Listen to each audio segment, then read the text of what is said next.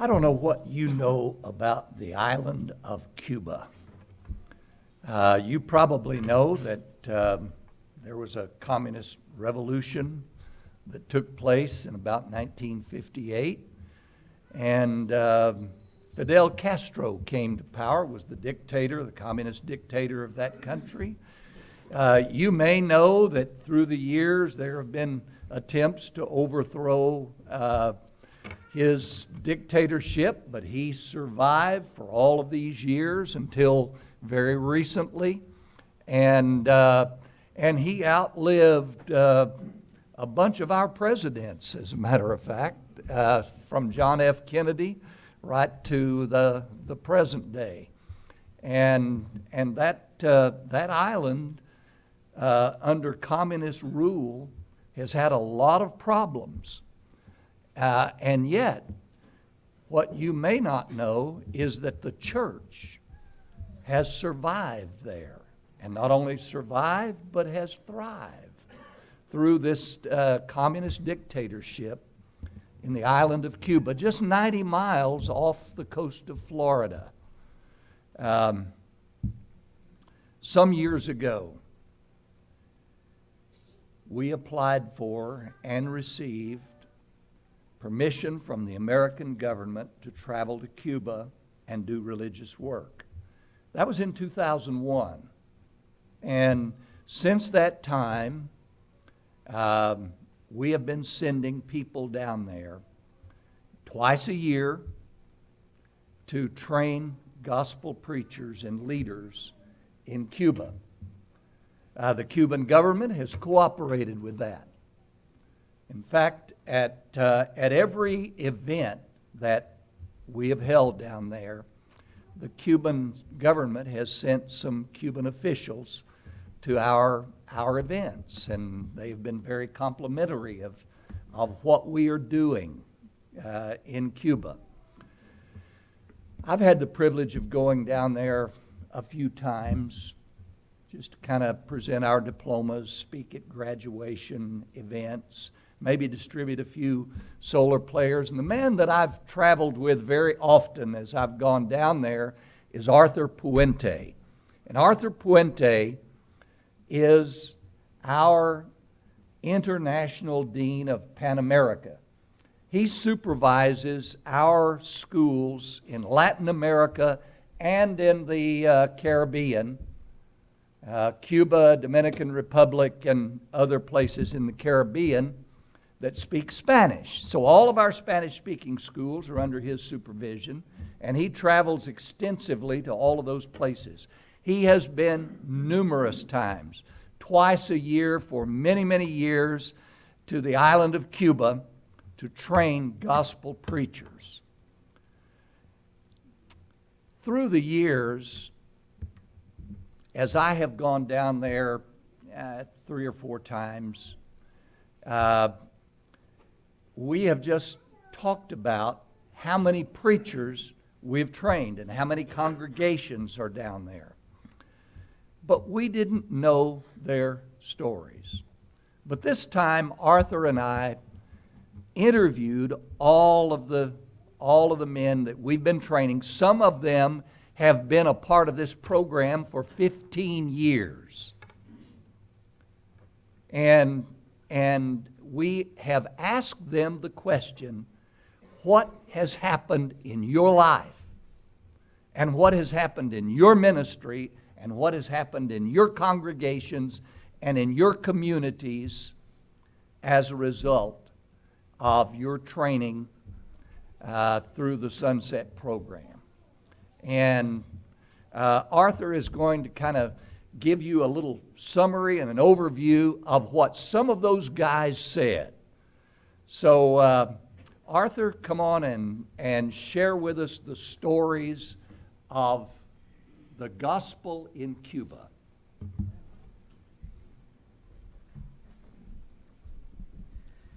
Thank you, Truitt. Every time we get up to talk about Cuba, it is really exciting. The light is shining in Cuba. And the darkness has not understood it, and the darkness has not overcome it, but the light shines, and that's very encouraging to me. We've had the privilege of taking part in the work in Cuba now for several years. As Truitt mentioned, our work began in 2001, so when he says that some of the men, the stories that we'll be talking about today, have gone back for 15, 16 years, it's literally the truth. This presentation was put together by Truitt, so we're kind of doing a tag team thing today. But we have been evangelizing, as he mentioned, planting churches and training preachers since 2001. And this idea of the stories of these guys is really something that, even with the things that I recently heard, touched my heart, because a lot of times we go in, and we all know how it is in a school. You know, we get to our course, we get to what we're studying that day, and here we go, and we cram it all in, and by the time we're done, we get out and we're done. We don't spend time sometimes listening as we should, but on this trip, we listened to some of our guys a little bit closer, and these are some of the stories that they shared with us.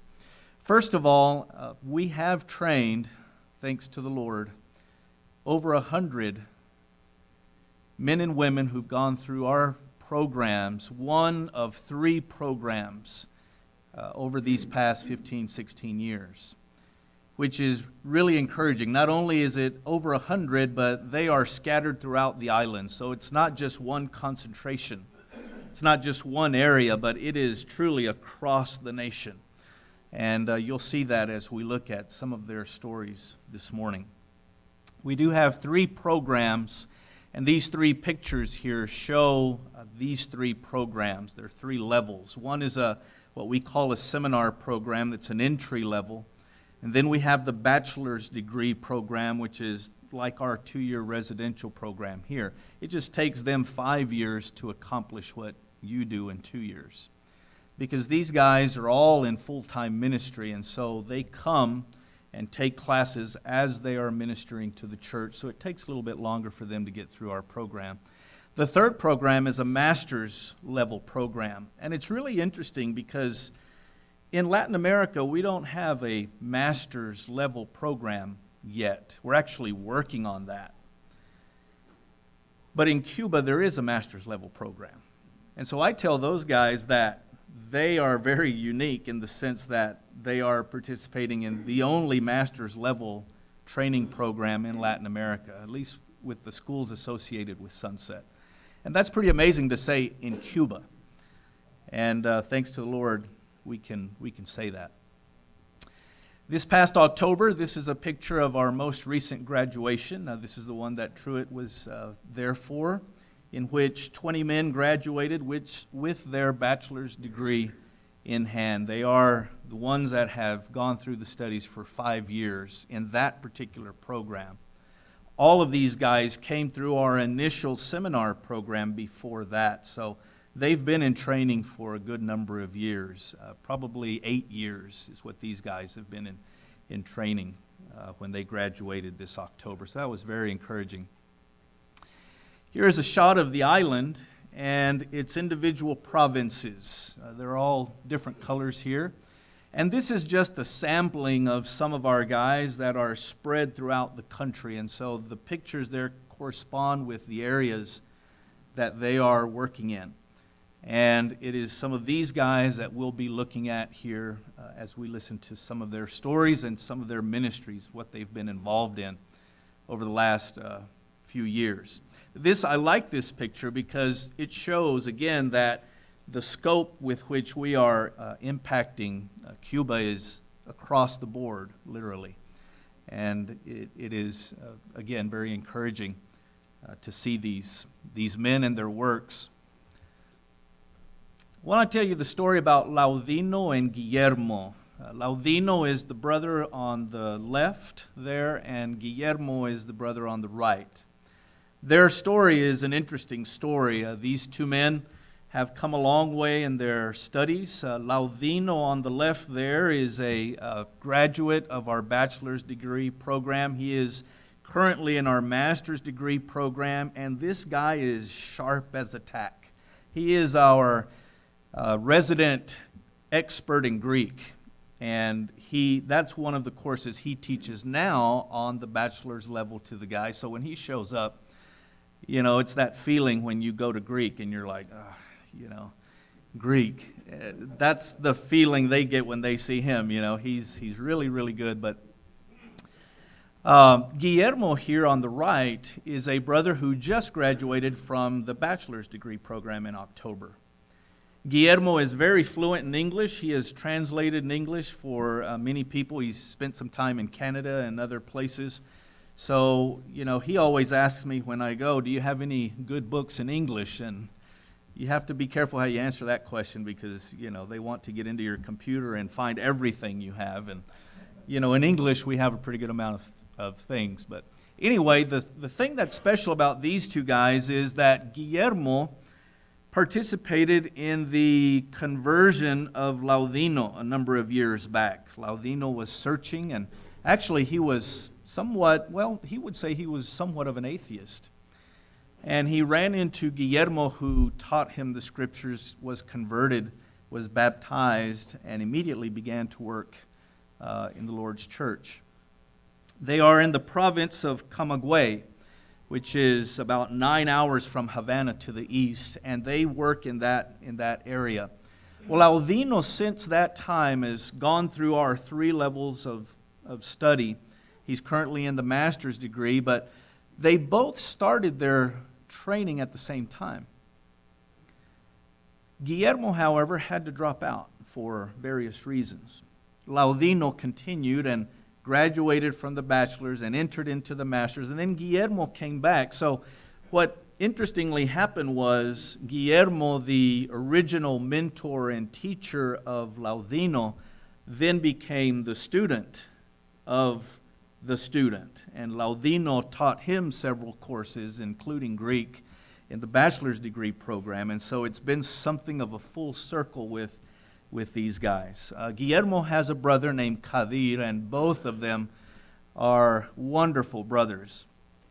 If you ever go to Cuba, you have to go and eat ice cream with the two of these guys. They can put the gallons down like nobody I have ever seen. It's amazing. It really is. But these two brothers are both working in this area, very special indeed. Laudino, I wanted just to mention a little bit more about him. This is a Cuban taxi, chariot, if you will. Once you get out of Havana, you see these all over the place.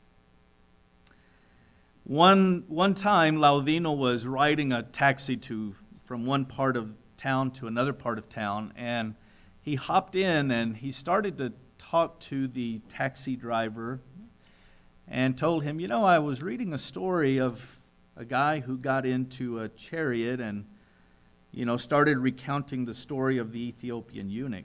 And as he recounted the story, the man became very interested and wanted to know more details and tell me more about this story. And as Laudino did, and he finished the story, the man driving the little car there said, I know a place where there's water. Would you baptize me like the man in the story? And he said, sure. He baptized him, and they each went on their way.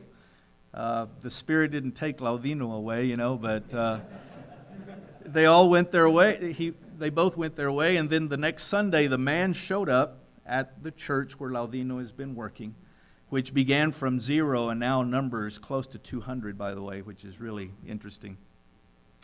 He was there with his wife and his daughter, and they continue to be a part of the local congregation. That's powerful.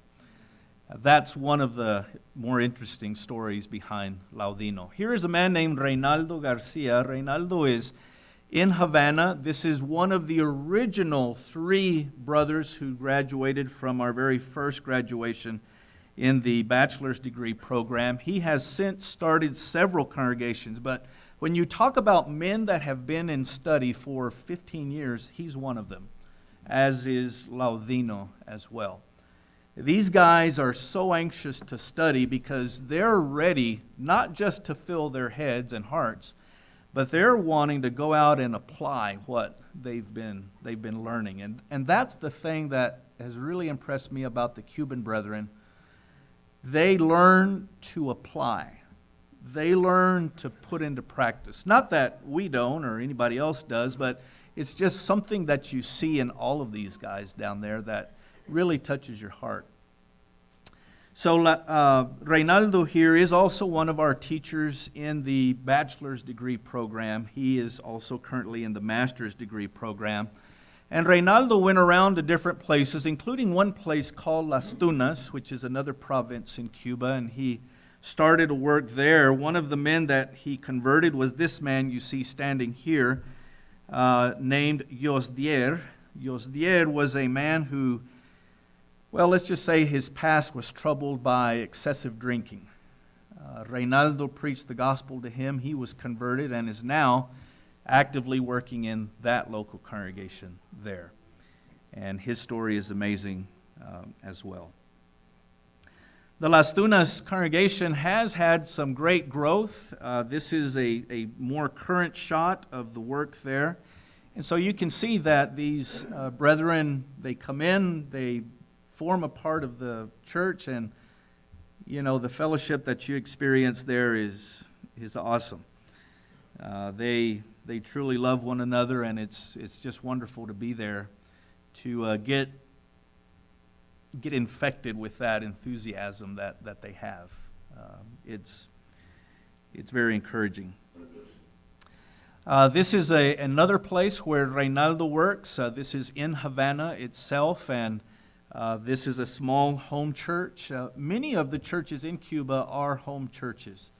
And so basically you have to just go in and ask someone if they would like to have a Bible study or a church gathering, and if they lend their home, that's usually how the church begins there. There are a few what we would call church buildings in Cuba.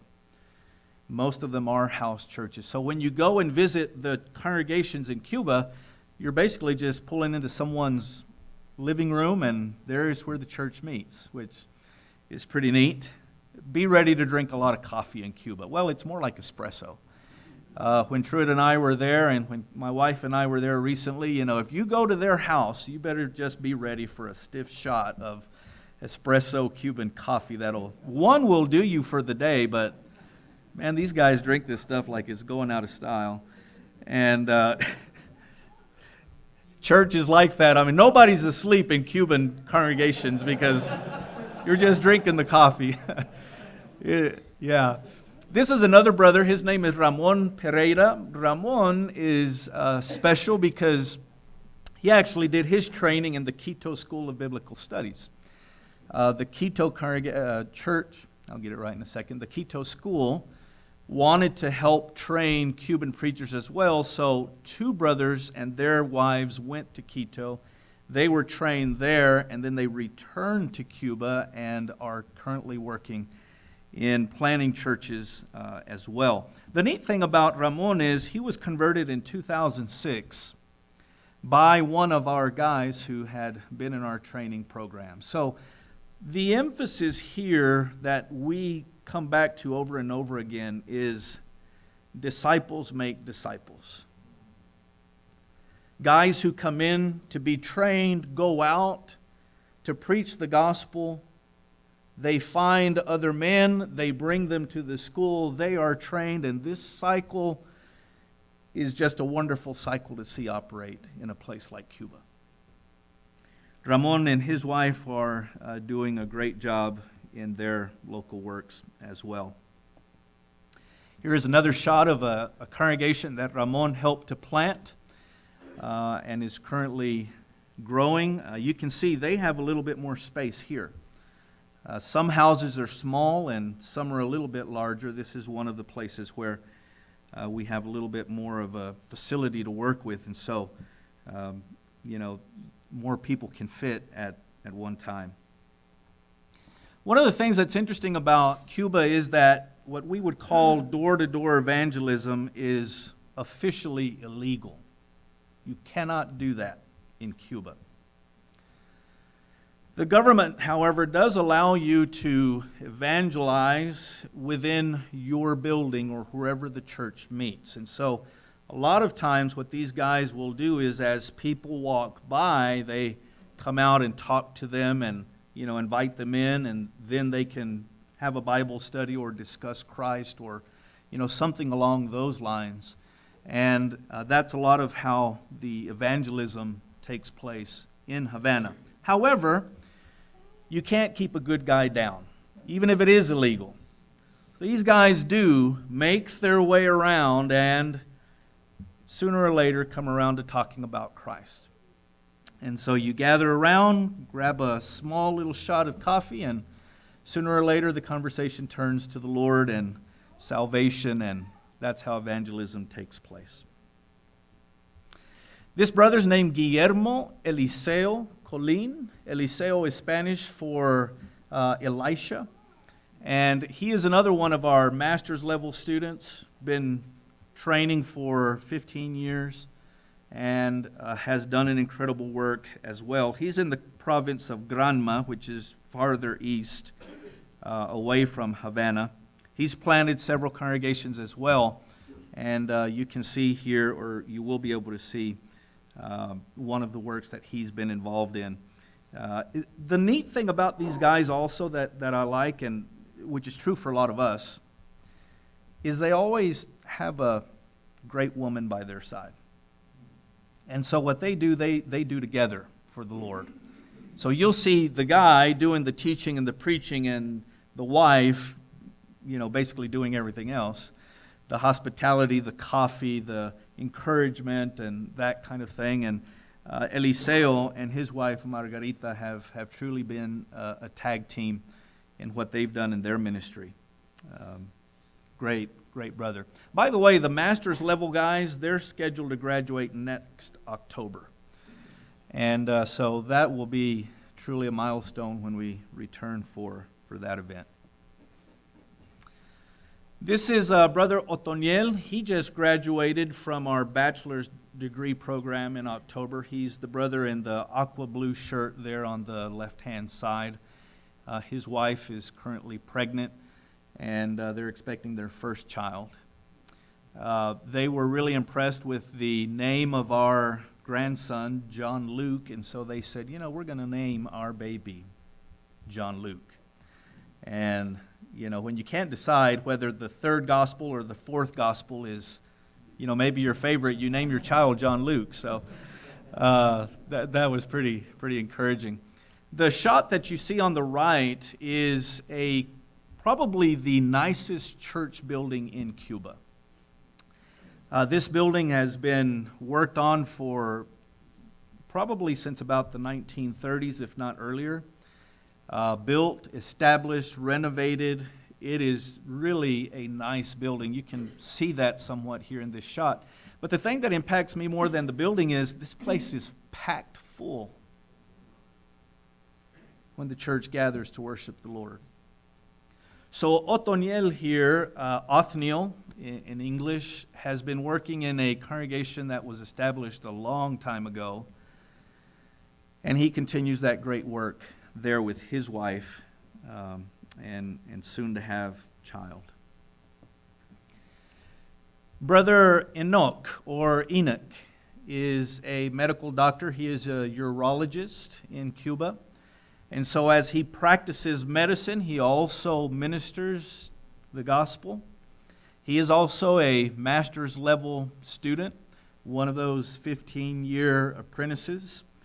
And the interesting thing about Dr. Enoch is not only is he one of our teachers as well, and by the way, there are 6 of these guys who do most of the teaching on the master's level, the bachelor's level now. These 6 guys that are in our master's program are the full-time teachers.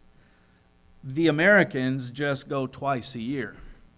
But the guys in the bachelor's degree are going all year consistently. And so when they go, our 6 master's level students, mentors, teachers are the ones that do the teaching there.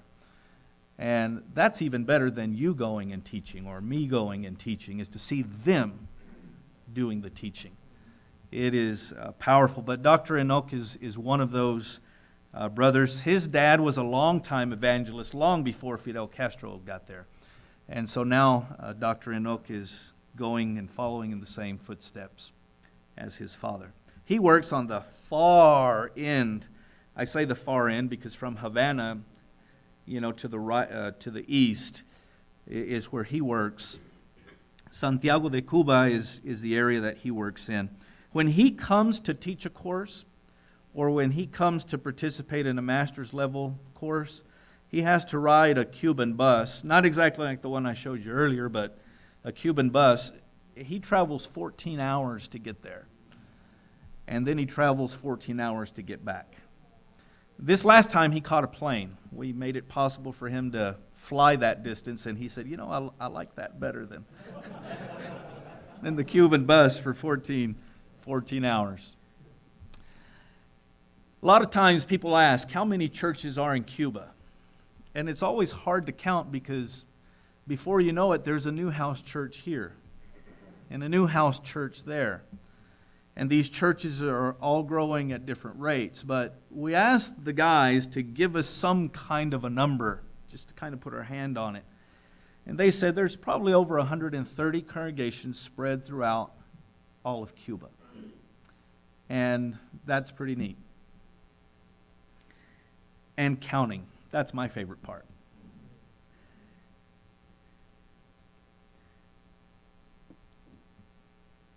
Here is a shot of an event outside of a place that has been renovated. It's called Bella Vista, or Beautiful Sight.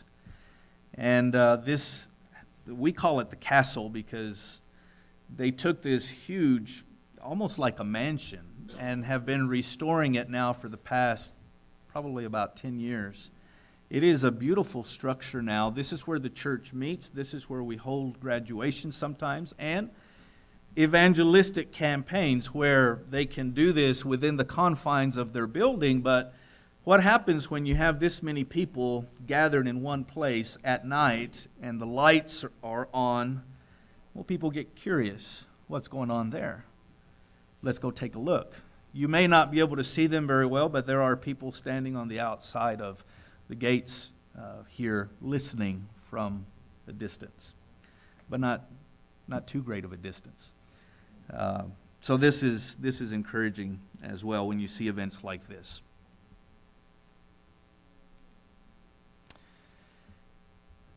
In 2016, we started the Phase 3 portion of the Solar Player project in Spanish. Cuba was the first place we went with the Solar Player. And we distributed, Truitt and I went on a, what was that, Truitt? 10 provinces trip east.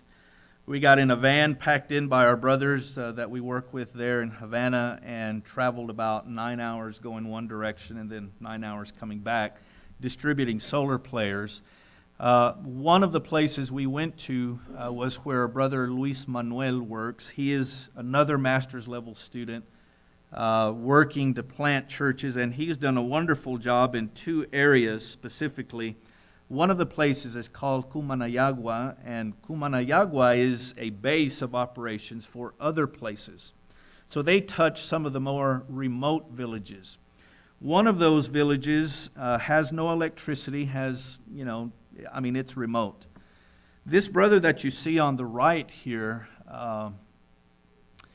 is legally blind, therefore cannot see his Bible. He traveled 14 kilometers walking, by the way, out of the mountains to come down to the congregation where Luis Manuel is working. He is a convert of Luis Manuel to receive a solar player. He grabbed his solar player. He was so happy. Truitt interviewed him, and the words these guys share when they receive something like a school of preaching in a box, which is one of the ways they refer to the solar player, is just amazing. Then he turned around and walked 14 kilometers back into the mountains, and who knows what he's doing with that thing. I know what he's doing with that thing. He's learning, and then he's also sharing it with others. But he was just so encouraged to receive one, and that was beautiful to see. Well, in June of this year actually, I lose track of the time, I took my wife to Cuba, and she loved it. She is a missionary's missionary. She drags me around. She's like, hey, you better go, or come on, and, that kind of thing. And so when I said, hey, do you want to go to Cuba? She's, yeah, let's go to Cuba. So we went and visited some of the more remote areas in the western part of Cuba because we hadn't been there yet. And she was riding one of those little chariots. She's the one in the top left side there, smiling real big. She's like, hop on up here. And I said, no, you go right ahead. I'll just walk. And then we, me and the guys trudged through mud and all this kind of stuff to get to the place where we were going, which is the other two pictures here. And the brothers were ecstatic to see us, and we distributed solar players there as well. In October, I was able to take 100 more solar players. Customs gave me a hard time in June. They confiscated the ones we took, and then it took several months to get them out. But the guys wrote a letter, and in October I took 100, and the head of customs himself went to get my bag and said, is this your bag, sir? Yeah, that's the one. He's like, well, right this way, and I was like, where was this in June, I could have taken 500 solar flares and it would have, probably been really cool. So all in all, we've taken 166 solar flares to Cuba, going to different parts of the country as well.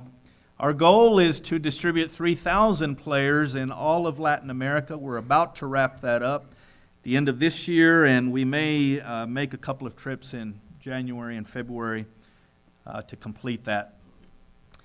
The Spanish-speaking countries reached by the solar player are these so far: Cuba, the Dominican Republic, Puerto Rico, Mexico, Guatemala, Honduras, El Salvador, Nicaragua, Costa Rica, Panama, Colombia, Venezuela, Ecuador, Bolivia, and Argentina. I finish with this just to say, you just never know what the Lord is going to do with you, through you, and sometimes even around you. Just allow yourself to be used. When I was a student here, Klein Payton gathered all of us that looked like we could speak Spanish one day and said, one of these days we need to be ready to go into Cuba. And I said, yeah, one of you guys needs to be ready to go to Cuba. I've been that guy. But it hasn't been me. It's been the Lord. It's always the Lord. It always will be the Lord. The light shines in the darkness in Cuba, and the darkness will not ever overcome it.